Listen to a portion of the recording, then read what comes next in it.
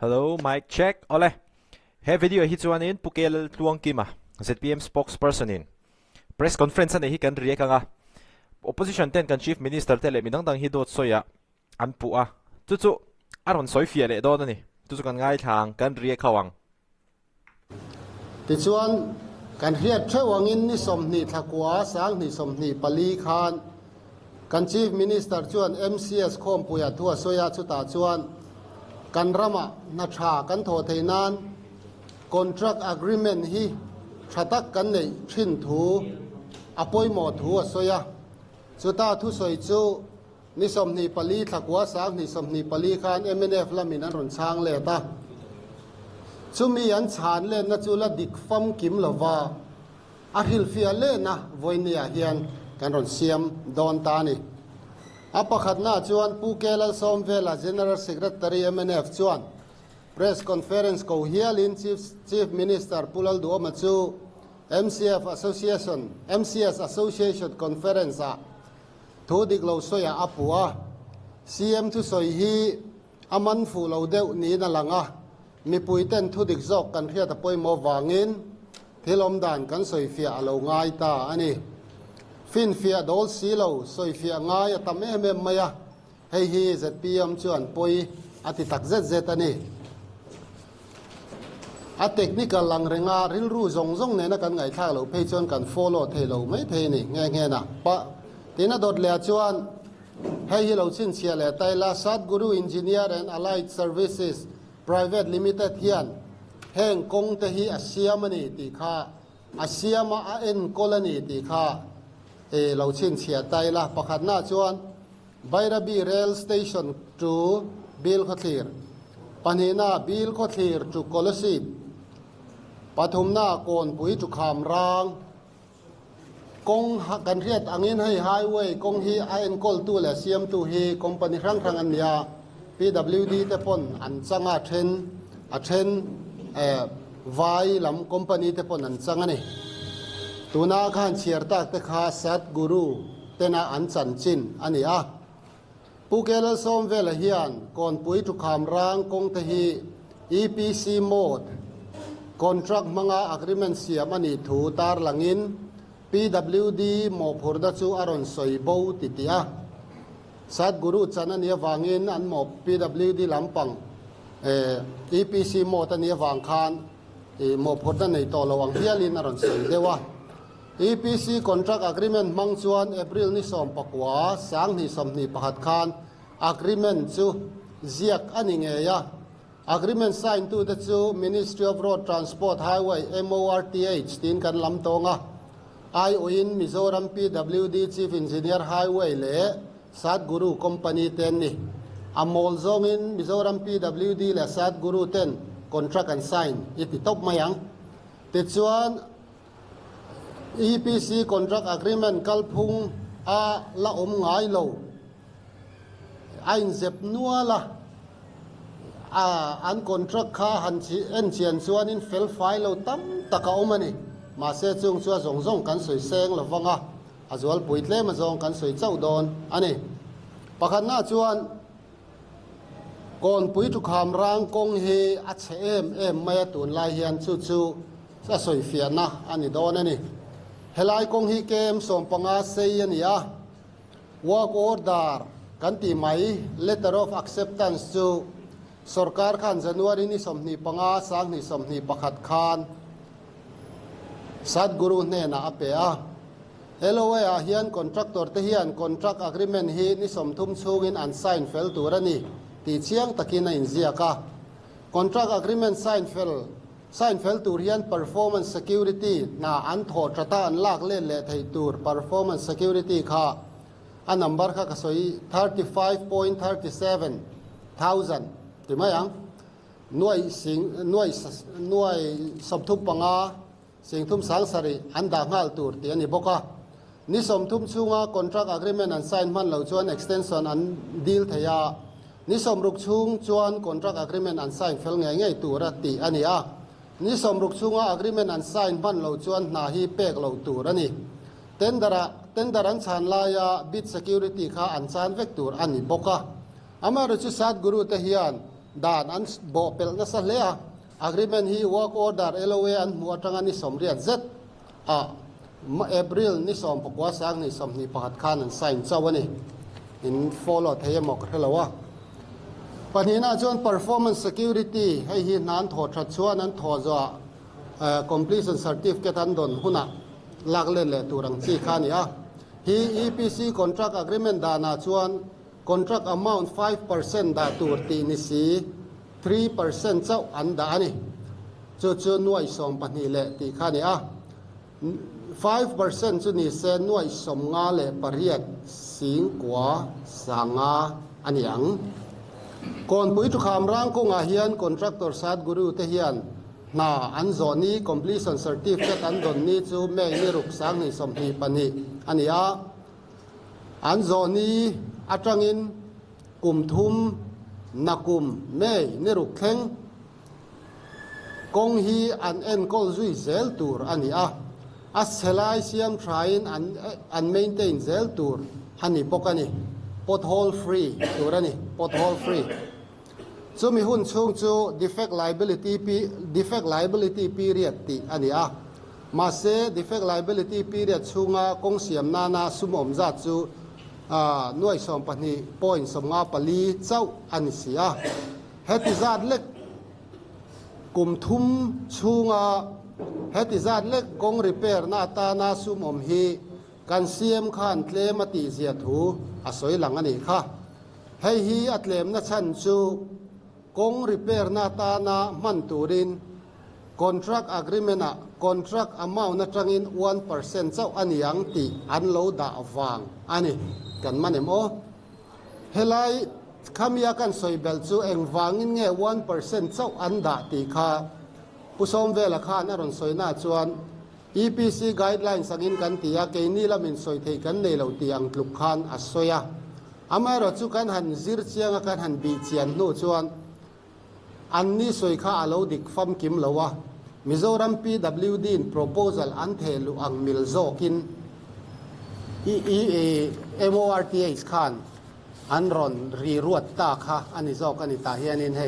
ตาเฮียนินเอาเพื่อกะเนี่ยแต่การตัวทั้ง5% up to 2% อันดับที่ขั้นส่วนคนจะทำเอาจะมี 1% ไล่ไปที่เงินนะครับเฮลายฮิจู 1% ตันดานสันฮิจูอันนี้เนี่ยตะการส่วนอันนี้เฮลายเทคนิคเดี๋ยวไม่ได้สวยเฟียเลยไทยโล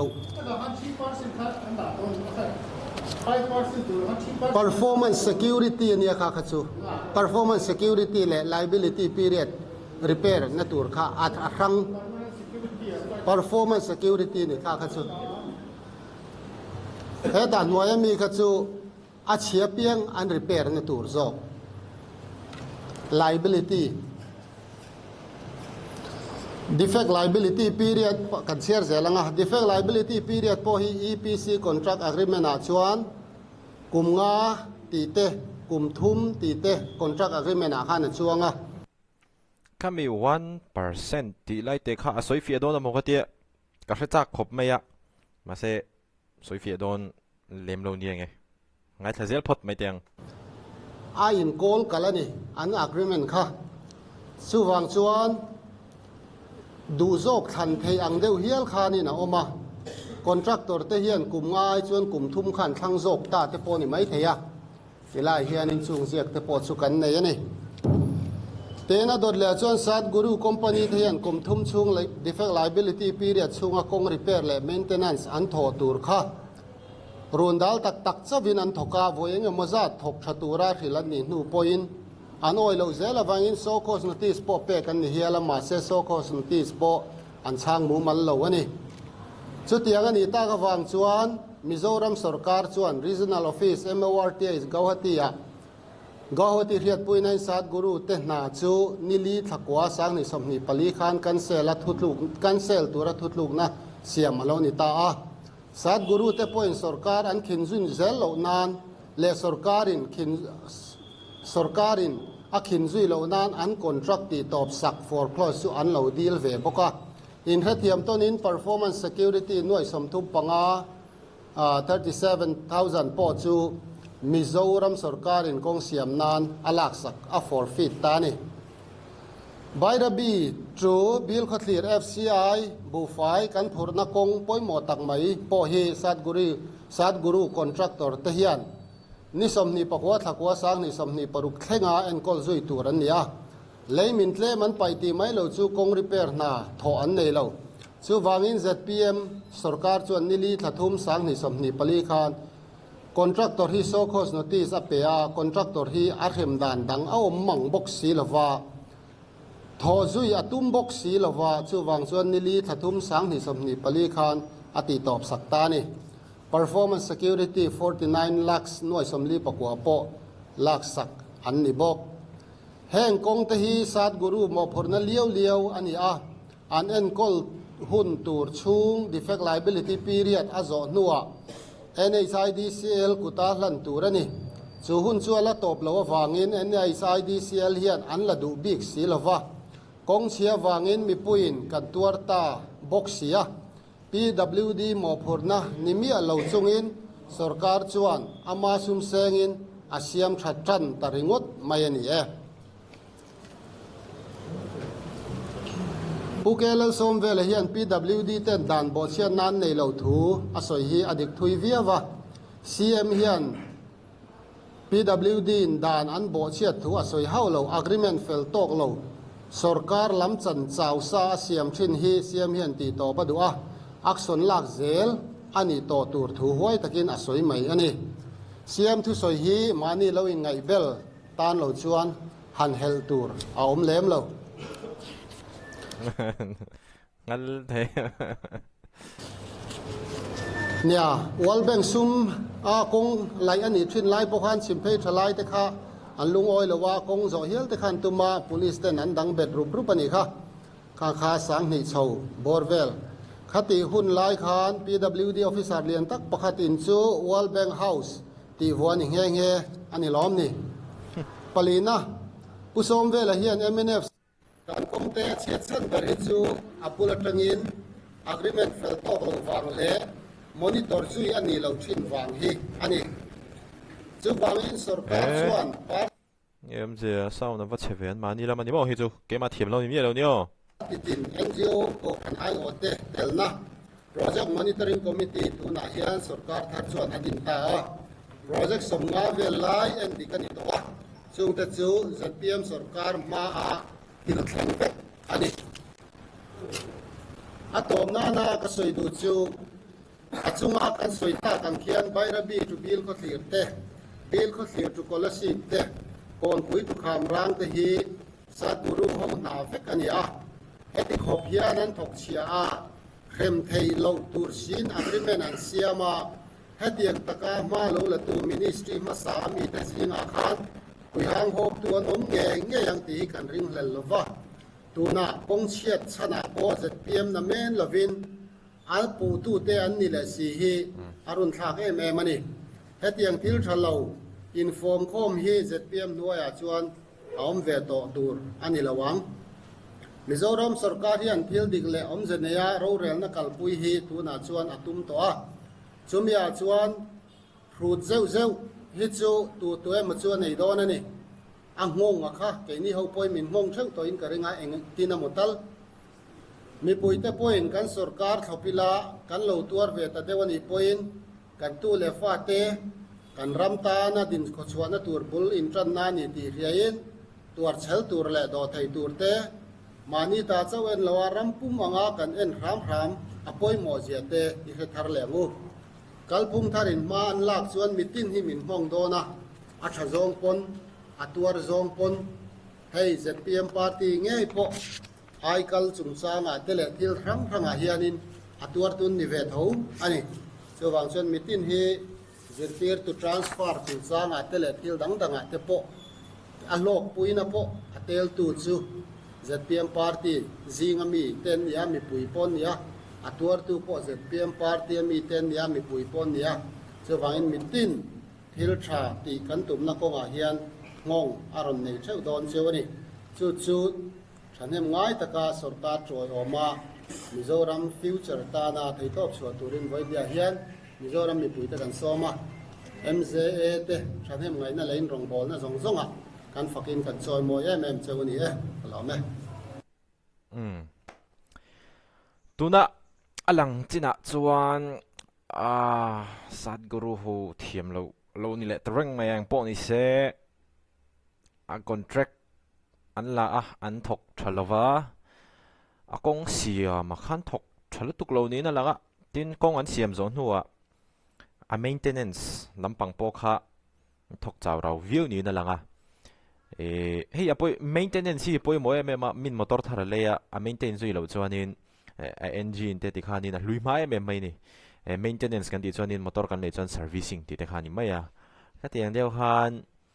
kong te po hi an han laia an maintain zui lo chuan kong khuar te tama a chia leimin leite lo mina leimin te kha chu khami kong encol tu te khan yan pai mai tur khania ti chuan engpo ni se opposition lampang te po hianin advantage an la thiam katia mipui tamtak rilruwa ZPM atlak lum lutuk lo nan katiang khanin an mani pokhan advantage khan lo la ve char chara kha chu opposition lampang po kha vadim thei lutuk nin ka hrelawa achan chu opposition an nia anti tur kha antia an mani party ta na thatur le ruling lai tla mipui rilruwa atlak lum lo na na anti tur angkha anti khani ve mai khan ka hria ke ma kha chuan achan chu he chu politics ania politics a chuanin mi ti dan vekania an mani ti dan ZPM ti dan hani vek thawa opposition an ilai kha chuan mo ti chuan khami kong chhia chung cha kha chuanin nia ZPM hi chuanin tlem chuanin an mol pho pui ka ti ve dewa tin khami Sadhguru hoin an enkol thadu lo chuan PWD mo phur na ni lo ma se pa chan chang taka PWD khanin responsibility mo phurna laka encall to mai turania achan chu tingai na om chuang lawa tur tu chu mi pui kan ni tho ani tu pon encall se tu pon lo encall lo se tu pon mo phurna la se atur tu chu mizo mi pui te kan ni maya chu van chuan mizo mi pui te na kan tor lo na chuanin PWD ZPM ko ishu Mizoram sarkar khanin pa chan chang takin ma han la thrin mai se adu om viau don ani ti chuanin video dang apo khan ka soi to a video dang apo hang ka soito kumtin hianin kong chedu lai bi khiaw mani chu wang chuanin ZPM sarkar nu hi chuanin hei kong chhe te pon nakin apo ala ron om leang chu ti huna chuanin kong a chian reng lo nan hei boulder phur akal theng thei lo tiang vel ngai lo khan khoi modi kong sira te hianin khatiang boulder te kha alo chop lok thei lo mon le ti te ngai to da kha ne kong alo che thuna khatiang boulder kha enge a process ngai te an process anga konga hani nan pha mai anga tite po han ru han om ve ani achan chu khemi konga chet kha chuanin soito ang khanin bungropur motor chuanin passenger phur bus ten te po kha rei te kha an tang thain ani